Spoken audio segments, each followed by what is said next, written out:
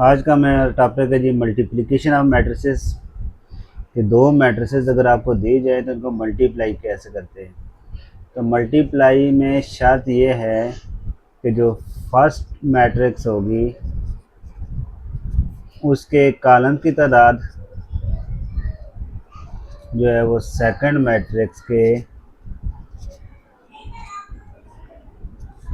रोज़ के इक्वल होनी चाहिए। ठीक है। अब फर्स्ट मैट्रिक्स अब देखें यहाँ पे है जी, इसमें कितनी रोज़ हैं? 2 रोज़ हैं। आर्डर इसका लिखेंगे 2/3 बनता है और इसका आर्डर क्या बनता है जी 3/1। अब इसमें रोज़ कितनी है? मैंने कहा फर्स्ट मैट्रिक्स के कॉलम्स कितने हैं जी? 3 कॉलम है, 1 2 3। और इसमें रोज़ कितनी है? 1 2 और 3। तो अगर फर्स्ट मैट्रिक्स के कॉलम सेकंड मैट्रिक्स की रोज़ के इक्वल हो तो तब दो मैट्रिसेस आपस में मल्टीप्लाई होती हैं। जैसे अब इसी को अगर इस तरह की आप एक मैट्रिक्स लेते हैं 4 5 7 मल्टीप्लाई बाई 1 2 3। अब इसे मल्टीप्लाई कैसे करेंगे? फर्स्ट रो को फर्स्ट कॉलम के साथ, 4 को किससे मल्टीप्लाई करेंगे? 1 के साथ, प्लस 5 को 2 के साथ, और 7 को किससे मल्टीप्लाई करेंगे? 3 के साथ। फर्स्ट एलिमेंट फर्स्ट के साथ, सेकंड सेकंड के साथ, और थर्ड कॉलम के साथ कॉलम के एलिमेंट से मल्टीप्लाई होगा और सारे आपस में प्लस कर लेंगे। तो 4 1 the 4 plus 5 2 the 10 plus 7 3 the 21। इन सब को ऐड करें तो 21 प्लस 10 31 प्लस 4 क्या हो जाएगा? 35। ठीक है जनाब।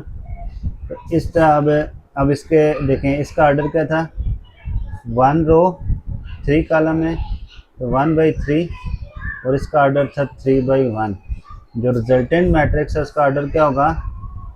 फर्स्ट जो रो है, फर्स्ट के रोज़ और सेकंड के कॉलम जो होंगे ना, उससे हमारे पास रिजल्टेंट का आर्डर बनेगा 1/1। यानी अगर हमें अगर पूछे कोई मैट्रिक्स दी जाए तो उसके डायरेक्ट अगर आर्डर रिजल्ट के फाइंड करने हो तो वो क्या होगा? पहली की जितनी रोज़ हैं वो, और दूसरे के जितने कॉलम्स हैं वो जो है रोज़ बाई कॉलम की फॉर्म में मैट्रिक्स का रिज़ल्ट आ जाएगा। अब अगर एक और मैट्रिक्स लेते हैं जी 2 5 3 2 4 7। अब देखें ये फर्स्ट रो है और ये फर्स्ट कॉलम। हम यहाँ पे क्या करेंगे? फर्स्ट रो को फर्स्ट कॉलम से मल्टीप्लाई करेंगे तो 2 को किससे मल्टीप्लाई करेंगे? 4 से, प्लस 5 को मल्टीप्लाई कर देंगे 7 के साथ। तो ये हो गया first row into first column. इसी तरह सेकंड रो को भी फर्स्ट कॉलम से मल्टीप्लाई करेंगे तो सेकंड रो फर्स्ट कॉलम 3 को 4 से मल्टीप्लाई करेंगे, ये यहाँ पे लिखेंगे, प्लस 2 को 7 के साथ। ठीक है जनाब। इस तरह ये आ जाएगा जी 2 4 द 8 3 4 द 12 और 2 4 द 8 प्लस 5 7 द 35, और ये 3 4 द 12 आ गया, 2 7 द 14, और यहाँ से हमारे पास रिजल्ट आ जाएगा 8 प्लस 35 हो जाएगा 43, 12 प्लस 14 आ जाएगा 26। तो इसमें अब देखें 2 रोज़ थी, इसमें 2 रोज़ हैं 2, और इसमें 1 कॉलम है दूसरी मैट्रिक्स में। तो इसका कितने हो गए? 2 रोज़ 1 कॉलम, रिजल्टेंट का आर्डर आ गया। इसी तरह एक हम स्क्वायर मैट्रिक्स लेते हैं A B C और D है, दूसरा है जी E F G और H। अब इसे भी अब देखें, फर्स्ट रो इसमें क्या है? ए बी और इधर ई जी। तो ए बी को ई जी के साथ मल्टीप्लाई करेंगे कैसे? ए को ई के साथ, A multiply by E plus B multiply by G. First row first column वो यहाँ पे लिखेंगे। अब फर्स्ट रो को सेकंड कॉलम से भी मल्टीप्लाई करें तो फर्स्ट रो और सेकंड कॉलम यानी ये अब फर्स्ट रो ही होगी और सेकंड कॉलम में जो एलिमेंट आएगा वो यहाँ पे लिखेंगे। ए को मल्टीप्लाई करेंगे एफ के साथ प्लस बी को मल्टीप्लाई करेंगे एच के साथ, यानी फर्स्ट रो फर्स्ट कॉलम और फर्स्ट रो को सेकंड कॉलम से मल्टीप्लाई कर दिया। इसी तरह फिर सेकंड रो को भी पहले फर्स्ट कॉलम से मल्टीप्लाई करेंगे फिर सेकंड कॉलम से एंड सो ऑन। तो अब सेकंड कॉलम में सी डी है, इधर ई एफ है, तो C multiply by E plus D multiply by G, और सेकंड रो को सेकंड कॉलम से मल्टीप्लाई करेंगे तो C multiply by F plus D multiply by आ जाएगा एच। इस तरह कोई भी मैट्रिक्स दी जाए ना तो आपने ये सूल याद रखना है मल्टीप्लिकेशन ऑफ मैट्रिक्स में कि रोज़ को कॉलम्स के साथ मल्टीप्लाई करना है, और जब एक रो एक कॉलम से मल्टीप्लाई होगी तो वो सारी इस फॉर्म में लिखी जाएगी कि एलिमेंट्स जो पोजीशन वाले हैं वो आपस में मल्टीप्लाई होंगे और दरमियान में साइन प्लस का आता जाएगा। ये तो फर्स्ट रो को फर्स्ट कॉलम से देखें तो ये फर्स्ट रो फर्स्ट कॉलम यानी 1 बाई 1 आर्डर के, यानी पहली रो में ये एलिमेंट आ रहा है और पहले कॉलम में ये एलिमेंट आ रहा है। अब फर्स्ट रो को जब सेकंड से किए है तो फर्स्ट रो सेकंड कॉलम देखें, ये फर्स्ट रो चल रही है और सेकंड कॉलम में यहाँ पे ये एलिमेंट आ गए क्रॉस में। जब सेकंड रो को फर्स्ट कॉलम से मल्टीप्लाई किए तो देखें ये सेकंड रो है और फर्स्ट कॉलम में ये एलिमेंट आएगा, और सेकंड रो सेकंड कॉलम जब होगा तो सेकंड रो सेकंड कॉलम में यहाँ पे ये एलिमेंट लिखा जाएगा। अब यहाँ पे जी एक सवाल है, find A B and B A if possible. A B और बी ए की वैल्यू फाइंड करनी है अगर ये पॉसिबल है। तो पहले पॉसिबल किस हिसाब से देखना है कि अब जब ए को बी से मल्टीप्लाई करेंगे तो पहले ए बी की मैट्रिक्स लिखें। ए की जगह आ जाएगा 1 2 -1 0, बी की मैट्रिक्स लिखेंगे 3 2 1 और -1। अब जब इसको मल्टीप्लाई करेंगे ना फर्स्ट रो को फर्स्ट कॉलम से, तो 1 को किससे मल्टीप्लाई करेंगे जी, फर्स्ट रो फर्स्ट कॉलम, 1 को मल्टीप्लाई करेंगे 3 से प्लस 2 को मल्टीप्लाई करेंगे 1 से, ठीक है। फिर फर्स्ट रो को हम सेकंड कॉलम से मल्टीप्लाई करेंगे, 1 को मल्टीप्लाई करेंगे 2 से प्लस 2 को मल्टीप्लाई करेंगे -1 से। फिर सेकंड रो को फर्स्ट कॉलम से मल्टीप्लाई करें तो -1 को 3 से प्लस 0 को 1 के साथ, फिर -1 को 2 के साथ प्लस 0 को -1 के साथ। अब यहाँ पे देखें 1 3 था 3 आ जाएगा, प्लस 2 1 था 2, 1 2 था 2, 2 -1 था -2, -1 3 था -3, 0 1 था 0, -1 2 था -2, 0 -1 था 0। यहाँ से आ जाएगा 3 + 2 जी 5, -3 + 0 हो जाएगा -3, 2 - 2 हो जाएगा 0, -2 + 0 हो जाएगा -2। इसी तरह हम बी ए को भी मल्टीप्लाई करेंगे तो बी ए में क्या लिखेंगे, बी वाली मैट्रिक्स पहले लिख देंगे 3 2 1 -1, और ए वाली मैट्रिक्स 1 2 -1 0 बाद में लिखेंगे। ये ए बी था ना तो इसमें ए पहले लिखी थी बी बाद में, तो इस तरह मल्टीप्लाई की है। अब बी को ए से मल्टीप्लाई करेंगे तो इस तरह आप मल्टीप्लाई कर दें जी। First element first row first column से 3 2 3 1 था 3 प्लस 2 -1 था -2, फिर 3 2 था 6 प्लस 2 0 था 0। फर्स्ट रो को सेकंड कॉलम से जब किया है तो फर्स्ट एलिमेंट 3 है जो 2 है तो 3 2 था आ गया 6 प्लस 2 0 था 0। अब सेकंड रो को फर्स्ट कॉलम से करें तो 1 1 था 1, माइनस इंटू माइनस प्लस 1 1 था 1, इसी तरह 1 2 था 2, -1 0 था 0।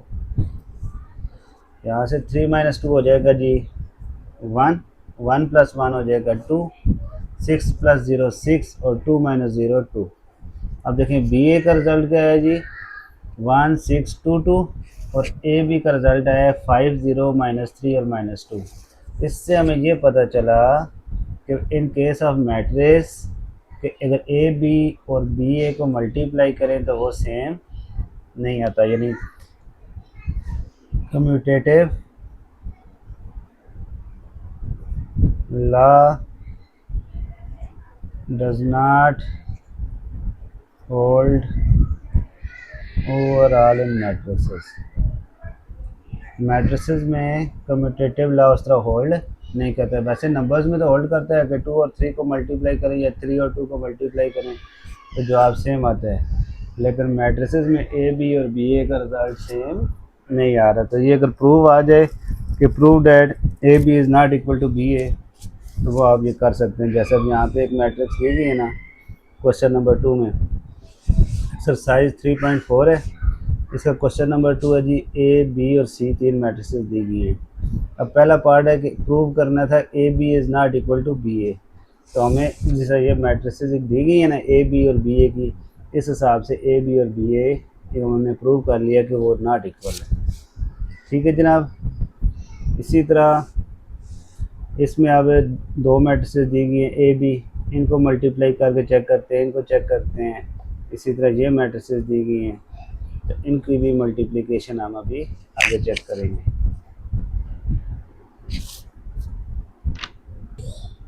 अब देखें जी, ए और बी 2 मैट्रिसेस दी गई हैं, इनको अब हम मल्टीप्लाई करते हैं। हम पहले ए बी फाइंड करते हैं जी। तो ए बी में पहले ए मैट्रिक्स क्या है जी 1 - 2 ये वाली, और बी मैट्रिक्स है 3 - 4। अब जब ए बी को मल्टीप्लाई करेंगे इससे रिजल्ट क्या बनेगा, first row into first column जब करेंगे तो 1 3 दा करेंगे जी, प्लस -2 - 4 दा। ये भी इस तरह मल्टीप्लाई दरम्यान के लिखने के बजाय इस तरह ब्रैकेट में भी इस तरह मल्टीप्लाई कर सकते हैं। तो ये आ जाएगा जी 1 3 दा 3, minus into minus plus, plus into plus plus, 2 4 दा 8, और ये हमारे पास जवाब आ जाएगा 3 + 8 11। ठीक है जी। अब ए बी यानी रो इंटू कॉलम की है तो हमारे पास ये जवाब आया है। अब इसी तरह अगर हम बी ए फाइंड करें तो बी ए क्या बनेगा जी, पहले बी मैट्रिक्स लिखें तो 3 - 4 है, और इधर है जी 1 - 2। अब देखें rho into column, first row में कितने एलिमेंट है जी, एक एलिमेंट है, इधर कॉलम में भी एक एलिमेंट है, तो ये आपस में मल्टीप्लाई हो सकते हैं। तो रो को कॉलम से मल्टीप्लाई करें, फर्स्ट रो फर्स्ट कॉलम 3 × 1, फिर फर्स्ट रो को सेकंड कॉलम से मल्टीप्लाई करेंगे तो 3 × -2, फिर सेकंड रो को फर्स्ट कॉलम से मल्टीप्लाई करेंगे तो -4 × 1, इसलिए -4 × -2। ये हो जाएगा जी 3 1 दा 3, -4 1 दा 4, 3 - 2 दा -6, माइनस माइनस प्लस 4 2 दा 8। अब देखें ए बी को मल्टीप्लाई किया है तो हमारे पास रिजल्ट क्या है, सिर्फ ऑर्डर 1 × 1 ऑर्डर की मैट्रिक्स आई है।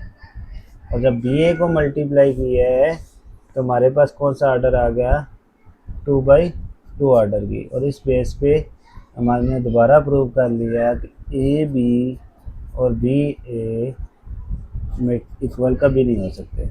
हाँ एक केस है कि अगर ए बी का रिज़ल्ट जो है ना आइडेंटिटी मैट्रिक्स आ जाता है, ठीक है, तो फिर बी ए का रिज़ल्ट भी आइडेंटिटी मैट्रिक्स आएगा। ठीक है, इस केस में सिर्फ ए बी और बी ए इक्वल हो सकते हैं, यानी ए और बी एक दूसरे का मल्टीप्लिकेटिव अगर इनवर्स हों तो if A and B are multiplicative inverse of each other then their result will be equal, यानी ए बी और बी ए इक्वल हो सकते हैं। अब इसी का जो नेक्स्ट पार्ट 3 है उसमें ए दिया गया जी 4 4 और बी दिया गया है 2 5, यानी इसी तरह यहाँ पे जो ए की वैल्यू थी ना वो यहाँ पे बी की वैल्यु दी गई है, और जो वहाँ पे बी की वैल्यू थी वो यहाँ पे ए की वैल्यू दी गई है। तो ये जी आपने खुद करना है।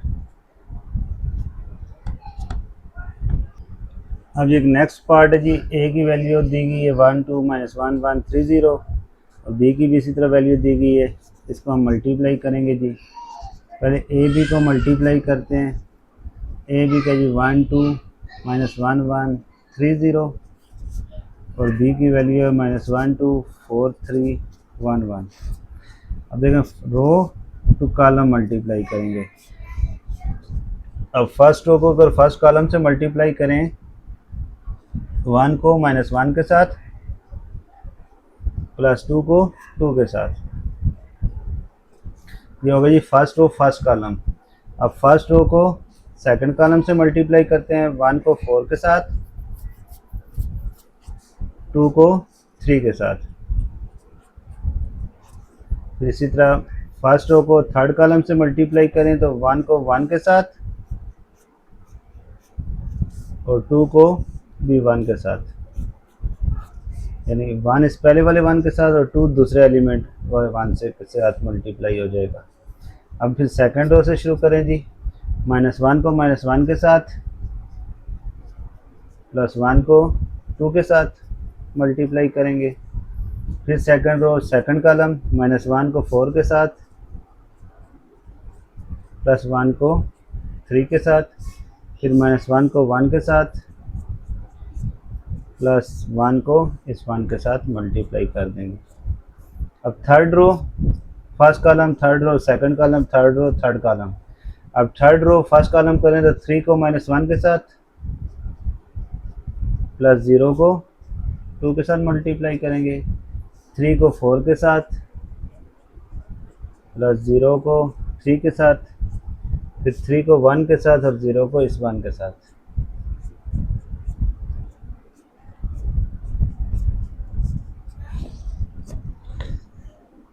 ठीक है जनाब, तो इस तरह ये दो मैट्रिसेस को हम मल्टीप्लाई कर रहे हैं।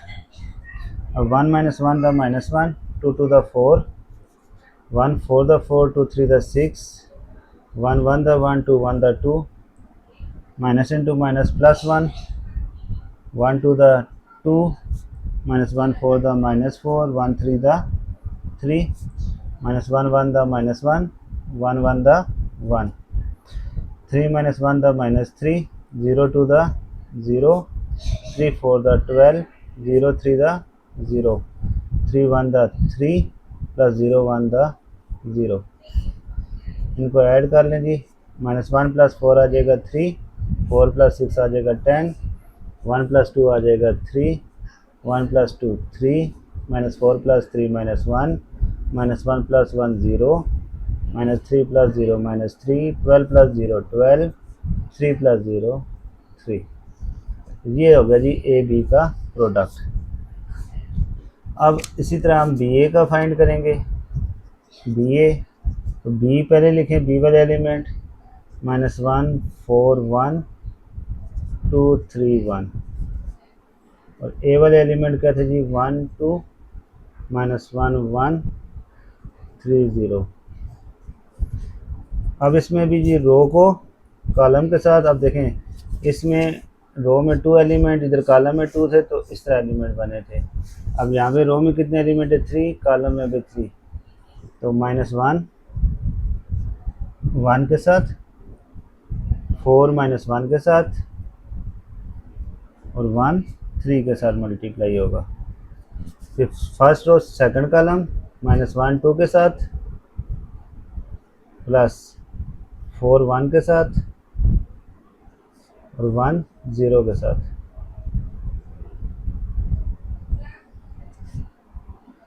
इसी तरह सेकंड रो फर्स्ट कॉलम 2 को 1 के साथ मल्टीप्लाई करेंगे, 3 को -1 के साथ और 1 को 3 के साथ। फिर सेकंड रो को सेकंड कॉलम से 2 को 2 के साथ, 3 को 1 के साथ, 1 को 0 के साथ। अब -1 1 द -1, 4 -1 द -4, 1 3 द 3, 2 1 द 2, 3 -1 द -3, 1 3 the 3, -1 2 the -2, 4 1 the 4, 1 0 the 0, 2 2 the 4, 3 1 द 3, 1 0 द 0। ये हो जाएगा जी -1 और -4 -5 + 3 हो जाएगा -2।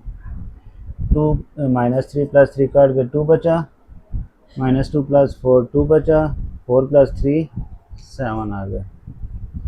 ये जी आपका क्वेश्चन नंबर 1 में ए बी और बी ए को फाइंड करना था। अब देखें क्वेश्चन नंबर 1 का हमने अभी पार्ट 4 की है, तो पार्ट 5 में भी इसी तरह मैट्रिसेस है। जो ए वाली मैट्रिक्स है वो यहाँ पार्ट 5 में बी की तरह बनी हुई है और बी वाली मैट्रिक्स ए की तरह बनी हुई है।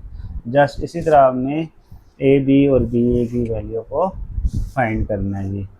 तो पार्ट 5 जो है ना जी आपकी प्रैक्टिस है, तो इसको आपने करें जिस तरह भी मैंने ये पार्ट आपको करवाया है। एक्सरसाइज है जी 3.4 और इसमें जी क्वेश्चन नंबर 2 का पार्ट 4 है। B C whole transpose equal to C transpose B transpose. B और सी की मैट्रिसेस इसमें दी गई हैं, यानी ये सवाल है जी ए बी सी 3 मैट्रिसेस दी गई थी और इसका ये हम पार्ट 4 सॉल्व कर रहे हैं। ठीक है जनाब, तो पहले हम फाइंड करेंगे इसमें B C. Left hand side solve करते हैं या इकट्ठा सॉल्व कर सकते हैं। बी देखें जी 5 1 1 4, सी लिखें 2 -1 0 3, होल ट्रांसपोज इक्वल टू सी पहले लिखते हैं 2 -1 0 3, सी का ट्रांसपोज है तो सी की वैल्यू का ट्रांसपोज डाल दिया और बी की जगह लिखा 5 1 1 4 का ट्रांसपोज। अब इनको मल्टीप्लाई करें, पहले इन्हें मल्टीप्लाई करना है 5 to the 10 1 0 the 0, first row तो कॉलम के साथ 5 - 1 the -5, first row second column 1 को 3 से मल्टीप्लाई करेंगे 3 आ जाएगा। इसी तरह सेकंड रो को फर्स्ट कॉलम से करेंगे तो 1 2 द 2, 4 0 द 0, 1 - 1 द -1 और 4 3 द आ जाएगा 12। यहाँ पे पहले इसका ट्रांसपोज ले लें 2 - 1 0 3, इसका भी ट्रांसपोज ले लें 5 1 1 4 ही रहेगा। अब इनको पहले प्लस करेंगे 10 2 -2 11, इनको अब मल्टीप्लाई करें रो इनटू कॉलम 2 5 द 10 0 1 द 0 2 1 द 2 0 4 द 0 -1 5 द -5 3 1 द 3 -1 1 द -1 3 4 द 12। अब इनका ट्रांसपोज लेंगे तो 10 - 2 पे आ जाएगा, यानी ट्रांसपोज लेंगे तो 10 ये -2 इधर आ जाएगा। फर्स्ट रो फर्स्ट कॉलम बन जाएगा, सेकंड रो सेकंड कॉलम बन जाएगा। इनको ऐड कर लें जी। तो यहाँ से आप लेफ़्ट हैंड साइड की हेडिंग दे के भी अलग से हल कर सकते हैं और ये राइट हैंड साइड की हेडिंग और एक इक्वेशन की फॉर्म में भी आप हल कर सकते हैं। तो यहाँ पे प्रूव होगा जी लेफ़्ट हैंड साइड और राइट हैंड साइड आपस में इक्वल है। ठीक है जी। अब ये जो हमने इक्वेशन प्रूव की है ना, B C whole transpose equal to C transpose B transpose, इसको ना लॉ ऑफ ट्रांसपोज कहते हैं। क्या कहते हैं जी? Law of transpose. तो ये भी नाम जान में आप रखें। लास्ट एक्सरसाइज 3.4 का क्वेश्चन नंबर 3 है जी।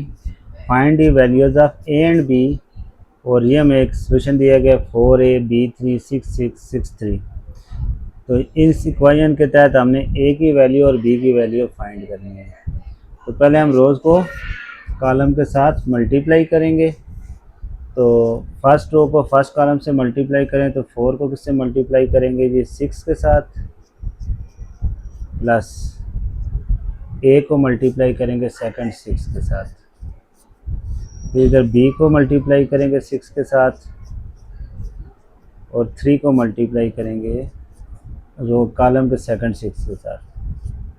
ठीक है जनाब, ये हमारे पास आ गया जी 6 और 3, 4 6 आ जाएगा जी 24 प्लस ए 6 6a, बी 6 6b, 3 6 आ जाएगा 18 इक्वल टू 6 और 3।